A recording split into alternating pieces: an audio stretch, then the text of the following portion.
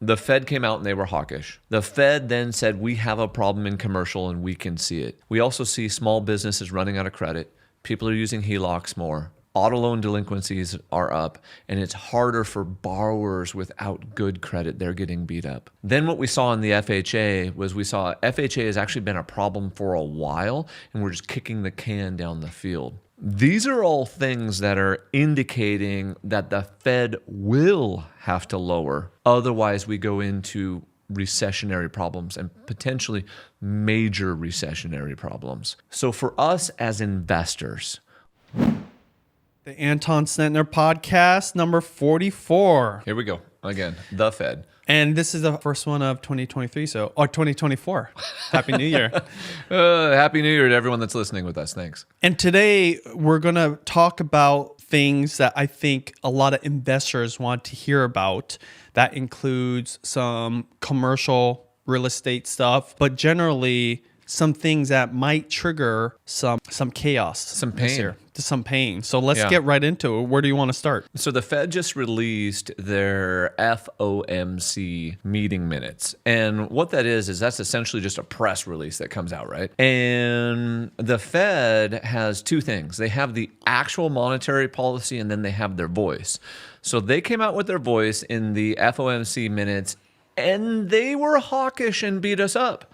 So Jerome Powell, Papa Powell, our main man, I believe did not like how everyone responded after the last meeting. After the last meeting, what happened was when they mentioned rate cuts and they did not raise again, the bond market went down. And as the bond market goes down, what happens is the financial conditions loosen and the stock market went up and things got cheaper. That is going against what they want, and that hurts their fight against inflation.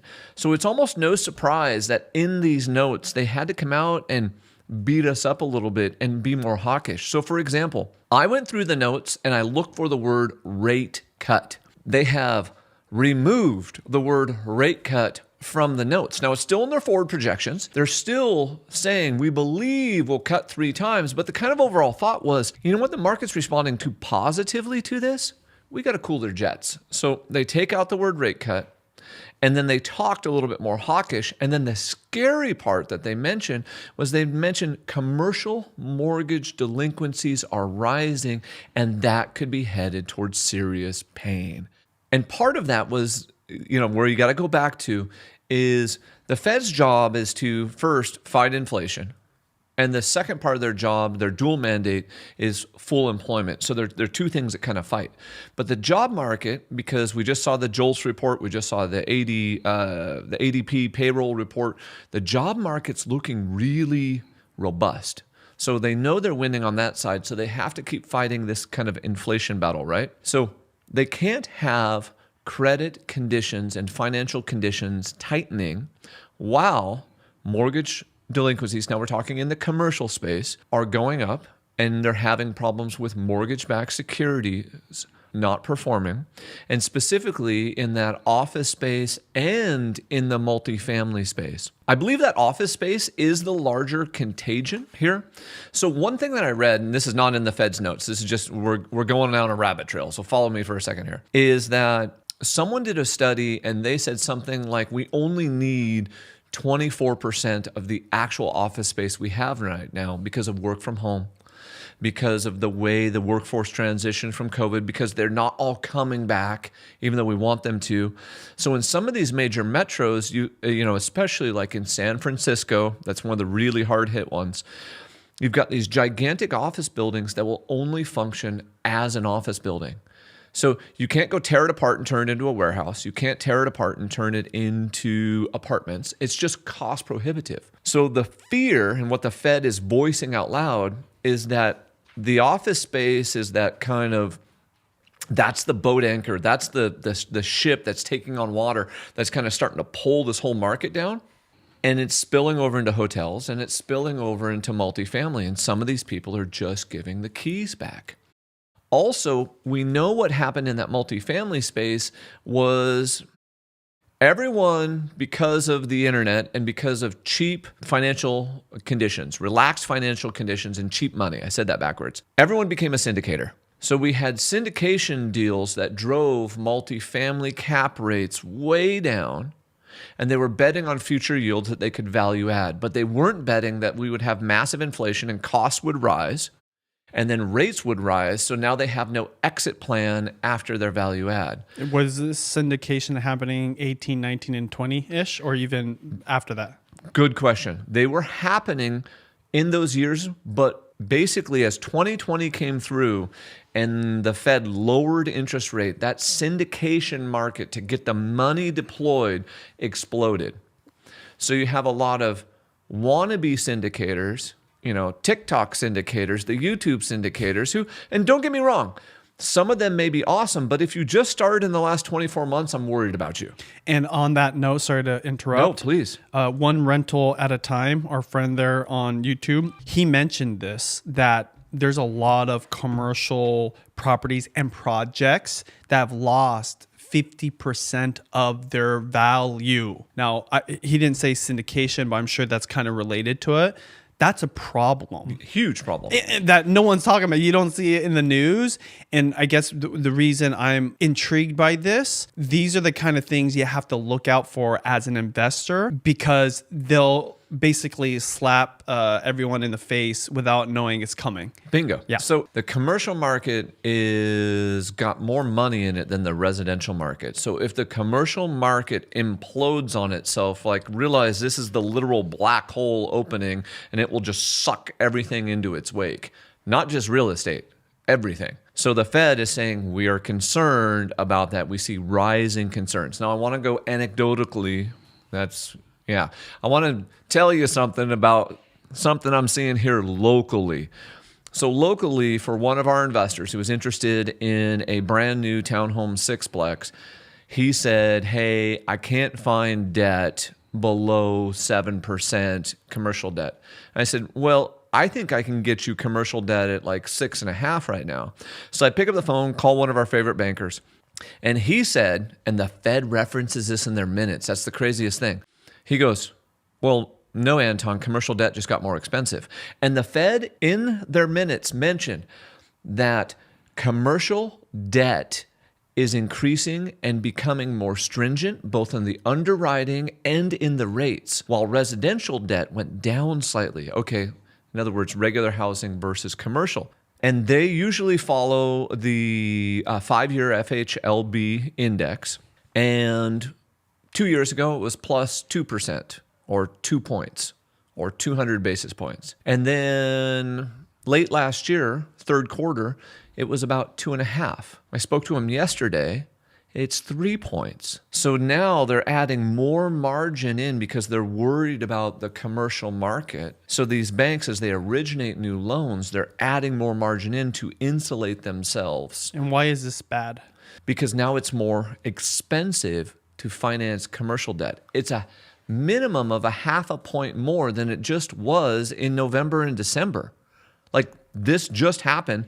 The Fed's talking about it. I just found it here locally in the Seattle Metro too. Because I was like, I'm pretty sure we could get you debt at 6.5.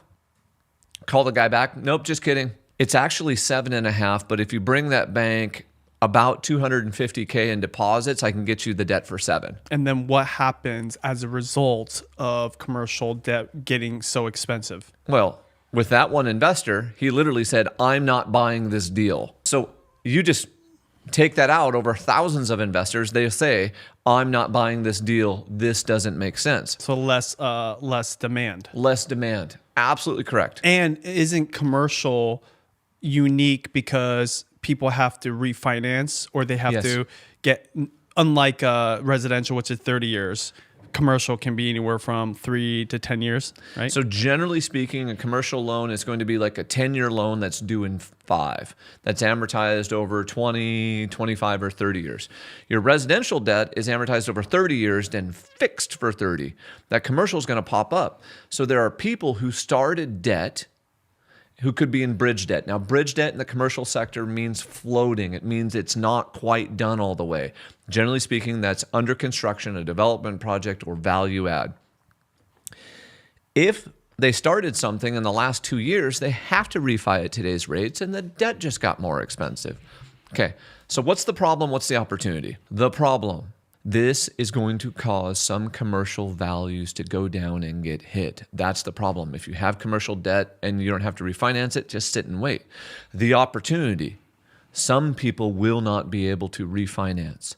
Some may have to do what's called a cash-in refinance. That means you got to dig into your pocket, pull the money out, and give it to the bank just so they'll keep your debt, or they're going to foreclose on it. Anytime there's these problems, the troubles that boil up like this, that's always opportunity. So as usual, I'm kind of cautiously optimistic. I'm worried about the bigger commercial deals.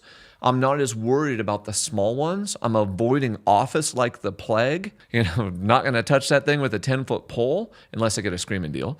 And looking for who has to sell, because that might be a good opportunity for us to purchase on the back end, or who has to take a cash-in refinance because maybe I can buy a larger chunk of equity than normal if they needed cash. I mean, there's the deals. And you mentioned a lot of people got into commercial syndication or investing in that space that were wannabes or just beginner investors. Yep. And so, I mean, this kind of sounds similar to 2005, 6, and 7. It's right? got a 2008 ring to it. And I guess my next question, I don't know if we're skipping ahead or if this is out of order, but the next logical question is, entertain me. Yes. What is the bigger picture and the spillover effect for residential and just real estate in general? Yep. If this goes in the direction of it's just going to crumble down. The commercial market is so large that if the Fed doesn't stop the contagion and get these mortgage-backed securities performing and get these office buildings performing, and they do that by lowering rates, then this sucks down the whole economy and we go into Great Depression number 2. I mean, just period, end of discussion. There's no way around it. It's the literal black hole. No gravity, no light, and I just suck everything into it. I don't think that's going to happen. Here's why. We're going into an election year. They want to prop up the economy. They want to make things look good. I think what the Fed's trying to do is the Fed's trying not to cut in March. They're trying to get to April or May before they cut. I think that what they're doing is they're just trying to put the problem out there, but they're going to come in and save us, and they're going to turn on the money printers before this becomes a problem. And I believe, seeing this, I've got to change now one of my kind of long-term thoughts. And one of my longer-term thoughts was we would never see really low rates again. This is an item that could force us into the 4s, into the 5s, maybe if we got lucky into the 3s, because they have to prop up the whole thing. So you have to think of commercial at scale, right? So if you've got a 100,000 square foot office complex, or you've got a 250 unit apartment complex, that's $100 million, $250 million property, depending on where it's located. You can't have something that's $250,000 all of a sudden go to $150 million and not expect that to have massive ripples. Ripples in your own life as an investor, and then in the banks, in the local economy, with the investors that put their money into it, all of that. Those big drops in pricing and in available equity, what that is the contagion. So the Fed will stop the spread of that. They'll put that fire out. And how do they do that? Lower interest rates. Bingo, money printer. What was that meme? All the money flying out, right, Powell? I think even though he's talking tough in this one, and they're really strong, I think that's actually what it's leading us towards. Well, it's always the case. Yes. I mean, that's just like their go-to. It's almost kind of boring now because it's like so predictable. It's their favorite playbook. And so just for anyone listening, when I say predictable, money printing, lowering interest rates, basically, kind of, could you say helicopter money? Just kind of Yes. like giving everybody freebies, Yes. bailing banks out, kind of like being your best friend. When I guess the disciplined thing to do is let some things crumble and fail. Please. Now, I know this is this is the first time you said depression. The first time.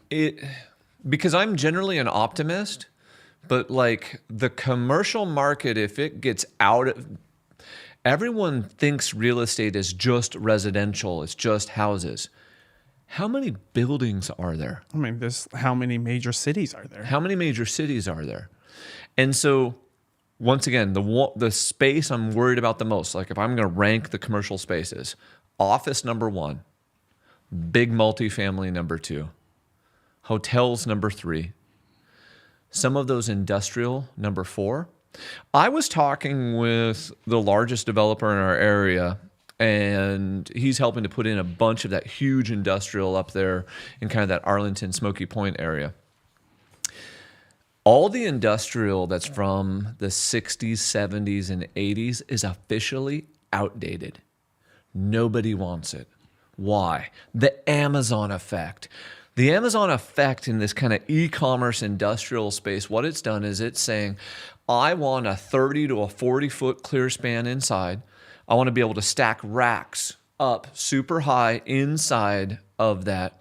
I need concrete that's so freaking thick it can hold hundreds of thousands of pounds for shipping, for containers, for forklifts, for those giant racks. Most of that industrial, though, that's older industrial, doesn't have that same, it's not that tall. Yeah. The concrete's not that thick. It doesn't have tens of thousands of watts and amps of power coming into the building. When you see something that's like an Amazon, there's one over there, and the dang thing is like 5 stories tall. And the amount of power going into that building and how thick the concrete is, that's making old industrial outdated. Yeah. Aging, not practical. Bingo. The new thing is just smarter for your business. So that combined with bad debt. Yep. And the fact that we're supposed to kind of stay tight for longer, the environment is just really bad for the commercial space. What I'm trying to figure out is then what, like you said, there's like opportunities to buy where Yes. there's going to be some people desperate to sell, that have to sell. But what are other things that could happen? This one's like play it out. Yeah. Like the next year, the next 2 years. Well, if we're playing this out, the wild cards that we don't have in here is there's almost $6 trillion sitting in money market accounts. That cash, as yields go down, has to go somewhere. Where's it going to go? It's probably going to go into real estate and probably going to go into the stock market. So there's cash sitting there waiting to buoy some of this up, okay? In addition to potential money printing, that's an interesting scenario. An interesting scenario like going back to those old warehouses.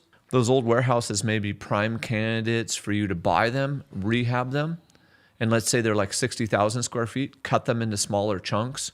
So the auto body shop, the small machine shop, so what people have to be careful of as they're listening to anything out there in the media is we get really emotionally attached to the doom and gloom. I want our listeners to always flip that doom and gloom over and say, okay, as I flip this over, what's the opportunity that's being created here? Because there's always an opportunity.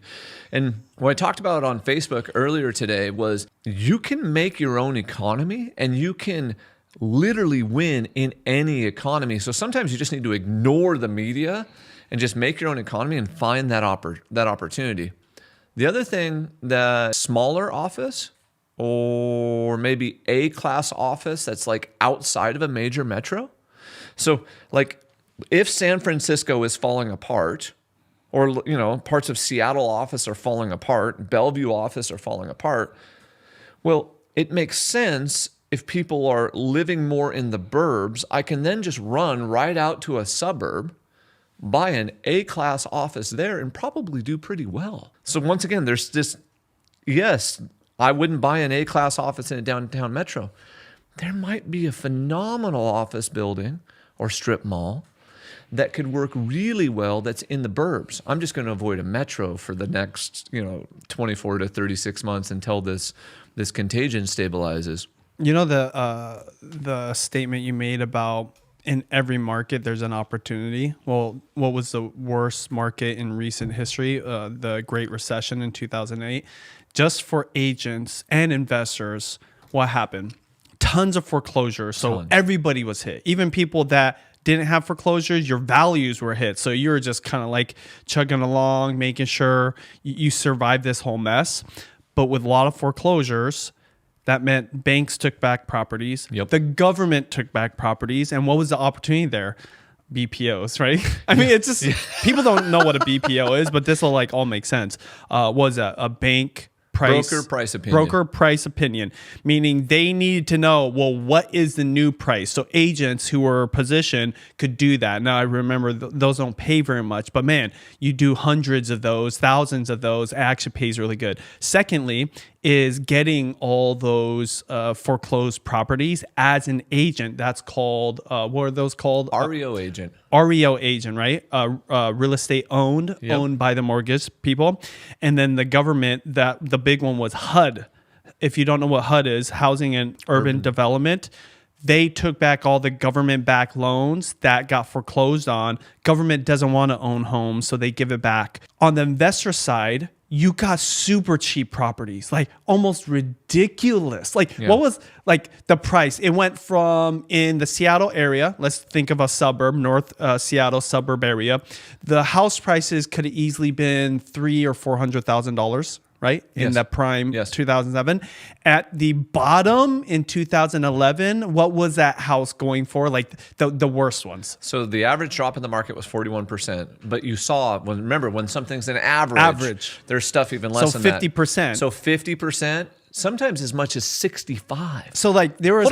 we sold a house for $60,000. So an actual house. Yeah, I know. And those are like way out, like Sultan or whatever. Yeah. But no, so the point is there was houses anywhere from 100,000, 200,000, 300,000 that now are flirting with $1 million potentially, right? Or $500,000, but still that's like double in value. So all those people that picked that up, not only could they have flipped that, right? And that's what's ironic about it. The flipping is what kind of caused the mess in 2005, 6, and 7. Yep, new construction. But then there were, not just that, I'm saying like people flipping, just buying it, holding onto it for a year and then selling it, right? Oh, yes. And then there was the real kind of flipping, and that's what made you the big money. Or if you held it. So I would say it was the speculation is what caused for that. Sure. That's the word. But then who won in the Great Recession? It was the hustlers. Yep. It was the smart investors. It was the ones that actually were putting in some kind of value, right? Whether to the banks or the government. The reason I'm telling this story is because I know it so well. I was in that season with you. You know it. Yeah.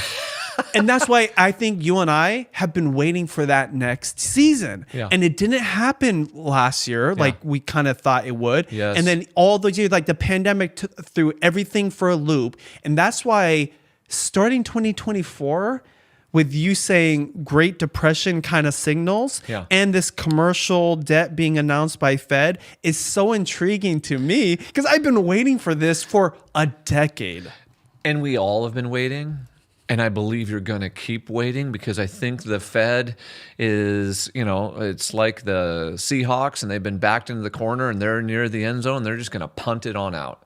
And that's what we're going to do. But there's still opportunity there too. 100%. There's opportunity, but we're going to punt the problem down the field and just deal with it later. Well, that's why it gets closer to depression. Because it just gets worse and worse and worse as you're punting it. But then the opportunity, if they do punt it, is super low interest rates again.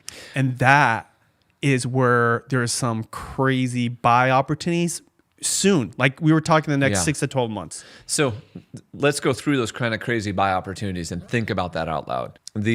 What the Fed talked about here was they talked about commercial debt was more expensive and harder to get. It's harder for small businesses to get money. The cost on HELOCs went up. More people were taking HELOCs. The cost for auto debt went up. Even though it got easier and cheaper to get a residential mortgage, What they actually saw in their data was the low credit borrowers, because the criteria has gotten more stringent, were getting less.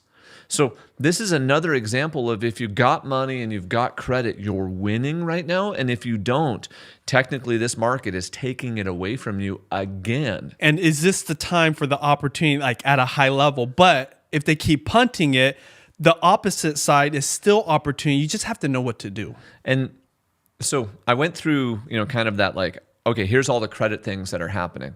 When we flip it over then and just simply look at it from the other side, let's assume the Fed's going to punt, okay? So what does that mean? It means rates will be lower and the economy will still be alive in some form or another by the end of the year. That means if you can get a good multifamily that's small. I'm kind of anti-large multifamily right now because I think the syndication bubble and the commercial debt bubble is going to cause problems there.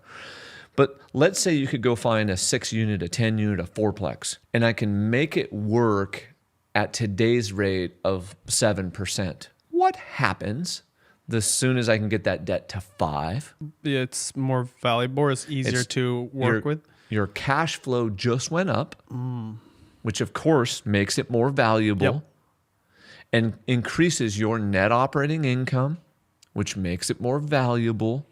So what's interesting is there will be assets over the next 6 months, and this applies to single-family homes too, just real estate assets in general, that you can buy, and as long as they work at the high debt, you instantly will make 15, 20, 30% as debt gets cheaper because you can simply flip it over. And you could sell it at that time or just refinance it and get your cash flow up. That's the opportunity. But don't be stupid. Okay, so we need to be optimistic, but yet cautious. We need to have extra reserves than ordinary. We need to put larger down payments. And we need to prepare for the just in case. That's why the deal has to make sense. So no speculation. No speculation. No room for that speculative kind of like hope for this crazy appreciation or like hoping the Fed will do anything guaranteed.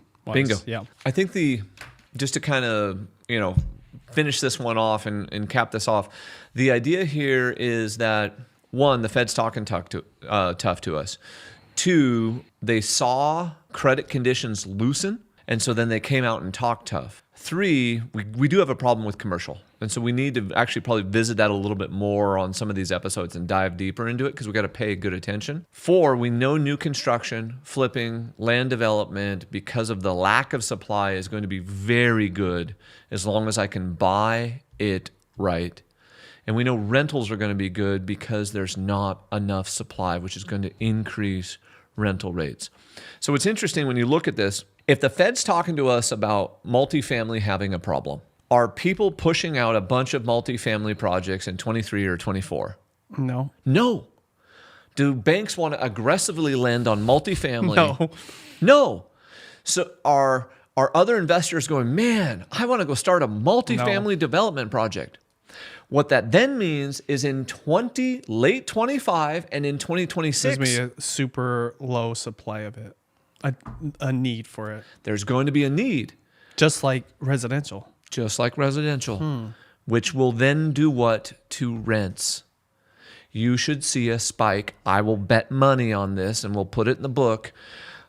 2026 or late 25 rents spike. Why? You can see the hole coming right now. Which, if you're an investor that has that in your portfolio, that's a great thing. Great. That's why if you buy smart, kind of plan for both outcomes. But what the facts are telling you is there's a higher percentage chance that rents could go up just because of supply and demand and just investor psychology. Yes. Right? Consumer psychology. By the way, this book's going to get real thick. We got a lot of bets going on. Okay, so let's move on because this next piece of information, I don't know if it was part of Powell's meeting, but this is something else that you're paying attention to. Not having to do with commercial, but residential. But you say that this, in combination with what you just talked about, could be another signal. And this is why, would you say this is what's influencing that word depression in your vocabulary? So let's talk about this. This one, remember, I'm slightly on the positive, optimistic side. This one causes genuine fear in my belly. What is it? In my gut. So when you look at it, 10% of FHA loans are now in some type of trouble. They released this data. It is right on their website, and you can go look. So October's numbers for FHA, their 30-day delinquent rate is 5.22%. Their 60-day delinquent rate is 1.75%. Their 90-day delinquent 90 days delinquent is 2.8%. When you add that together, that's almost 10% of loans in the FHA portfolio. So FHA is a first-time home buyer or a new home buyer or a low down payment program. So these borrowers don't have a ton of skin in the game. So if they get delinquent, they're not walking away from hundreds and hundreds of thousands of dollars. Their seriously delinquent rate is 3.56. So technically, seriously delinquent is greater than 90. So if we add all this up, I mean, it's almost 14%. What was it during 2007? I don't know. We'd have to go look at that. That's a really good question. That's a threshold, right? Yeah. That is important to kind of know. There's another threshold, just to kind of keep going down your same thing. During the pandemic, they paused foreclosures, and the government started doing everything possible for workouts. So what they've been doing since the pandemic is they've been doing their punt maneuver, like we keep talking about. They've been just kicking this can down the field. They could go to the Super Bowl. Yeah. They're so good at punting. Oh my gosh. And they want to make it someone else's problem. They want to look good and then make it the next administration's problem, or blame the other political party, or blame. And now it's finally showing its ugly face. And it's been showing its ugly face, but it's getting worse because these consumers are running out of money. These consumers are running out of credit. So what they've been doing is they've been playing shell games. Oh, I'll pay this bill. Oh, I won't pay this bill. Oh, I'll pay this credit card, or I won't pay my house payment. Oh, I won't pay my auto. These shell games have to be running out. That's the concerning part. So if you look at this, FHA is sitting at 10%, and over almost 14 if we add them all the way together. And you look at commercial, the two of those is a major problem. Once again, the government is pulling out all the stops to prevent this. This is why you're not seeing a bunch of foreclosures. Because they learned a lot. So during the Great Recession, prior to the Great Recession, it was like, oh, you're behind, boom, foreclose on you. That's the only option. It's done. During the Great Recession, all of a sudden, we started seeing short sales. We started seeing workouts. We started seeing loan modifications. There were actual departments built to deal with this. They're pulling those same tricks, but they've been extending and pretending longer. It was inevitable, because a good example of this that just played out is money printing, super low interest rates, and then inflation. Yes. Right? The action and then the result. And I said that throughout the whole pandemic and lockdown. I said, if you have a moratorium on people paying rent and mortgages, a moratorium really on foreclosures and on evictions, that has to come out. Like, it has to be worked through. And then also, just because you didn't have to pay your rent, or in some cases mortgages as well, right? It didn't mean it was zeroed out or washed. Like, it was just stacked up. Now, how many people do we know, one, saved all those mortgage payments to pay it on the side? Nobody, right? Secondly, nobody's even, like, everyone's just assuming they're going to get bailed out. Yes. So even if you did save, that number just kept stacking. I was like, this doesn't make sense to me. How can this not one day become a bigger problem than evicting people because, of course, you know what? To be fair, if the Fed didn't do what they did in 2020, Great Depression was then. That was the Great Depression. Yeah. That was supposed to happen part 2, but it didn't, right? And this is why Powell got so much credit and people say like he did the right thing. And it's interesting. It's easy to say that when everything's fine and dandy, but that's what's interesting about this information you brought today. Never in a whole year of us doing this podcast have you ever brought concrete data. It was always like, oh, this anecdotal thing or this little article. Yeah, this speculative announcement by Powell. Dude, this is the kind of stuff in 2007 that made the movies like The Big Short. Yes. Right? And so it's crazy. I feel like I'm looking at this signal that could be more concrete evidence that shit's about to hit the fan. Let's add more then. So what did we do with student loan debt during that time? Oh my God, don't even get me started. That's like a third level. So with student loan debt, we said, hey, you don't have to pay it or you don't have to pay it. And then we said, hey, we're going to forgive it. Just kidding. I don't have the authority to forgive it. The Supreme Court stepped in and smacked Biden for that one, said, no, you don't have the authority to forgive it. And then what just restarted? Student loan repayments. FHA borrowers are also probably your highest likely to have student loan debt. That's this borrower. That's on who top this of is. inflation, which we aren't having deflation, we're having disinflation, Yes. right? So it's slowing down, but everyone can relate to this. Your groceries are still expensive. Yes. Gas has gone down, but it could very well go up. But your electricity is more expensive. Everything. Your car insurance is more expensive. So we cannot pinch everyone from all sides. And like you said, not expect something to just pop up to the surface and go, hey, this is a problem. Once again, I actually believe they will stomp out this contagion before it becomes a problem. But we've been kicking this can since 2020. So we're on the razor's edge here. Okay. So if the Fed doesn't lower rates and they stay higher for longer and we get zero rate cuts, these foreclosures all start to boil out. They have to. If the Fed cuts a little bit, these still may boil out. Oh yeah, there's still a problem. There's still a problem.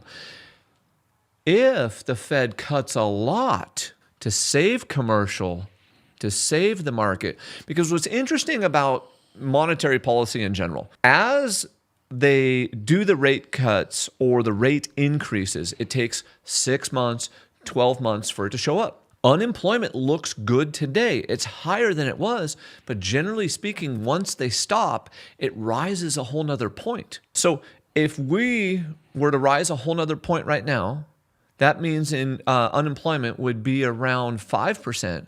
But what if the Fed waited a little too long and all of a sudden unemployment's at 4.2, 4.3, 4.4, and we go to 5.5 or 6? What if they go over the edge and can't stop it? And then they're trying to chase it, and then they lower interest rates like crazy. That's what they may do, but they may not be able to. So they're stuck in a precarious situation here. Well, also, how did we define the last crash's influence? It was speculation. Yes. So as interest rates go down, people are going to get speculative again. They will. As interest rates, so generally speaking, as the Fed fund rate decreases, yields on bonds decrease and financial conditions loosen. That's kind of the general dominoes. So it's like right a around. five-druple whammy. Can you find the word for five-druple? So there's quadruple, there's triple. What's the five-druple neutrally? Okay, because because that's a good way to end this, by the way. That was pretty mind-blowing. So we'll talk to you guys next week. Good luck. Yeah. Hey, did you find the word? Quintuple? Oh, okay. There you go. Yeah. It's a quintuple whammy. The idea is the Fed came out and they were hawkish. The Fed then said, we have a problem in commercial and we can see it. We also see small businesses running out of credit. People are using HELOCs more. Auto loan delinquencies are up, and it's harder for borrowers without good credit. They're getting beat up. Then what we saw in the FHA was we saw FHA has actually been a problem for a while, and we're just kicking the can down the field. These are all things that are indicating that the Fed will have to lower. Otherwise, we go into recessionary problems and potentially major recessionary problems. So for us as investors, what we need to be doing is we need to be hunting the good deal. The good deal that makes sense today. And we need to build in extra margin in our down payment, extra margin in our savings, our liquidity, our reserves.